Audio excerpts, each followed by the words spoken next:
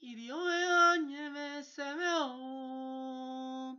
Erame wemere robime.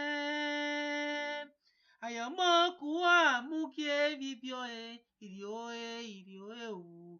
Irioe abano kiedo. Irioe o. Irioe abano kiedo. Ona ekara vedo. Unwe kara na ke igae. Emata. Wadomo edomenile. Wadomo edomenobaye. Wagimaga temata. Wagimaye mata gbogba gagbe. No fun egbega gwimaro etebite teroi. Wagimaga temata vereya.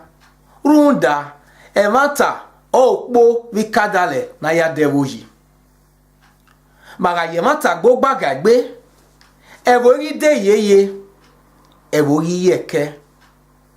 Magate mata vereya. Obela la odao. Obela fiangbe. Orevo amudia yi. Magamudia yode mata. Wabidayo. Oba atokpe ise. Ivie domene wa ireme o. Wagimaga sewi mane mo.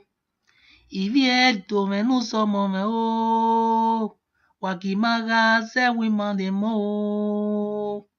Ronda. No nyakpan kati okpan some. No manye oriya heku. Ivie domeni mose. Wagi yona wa. Oba atokpe ise.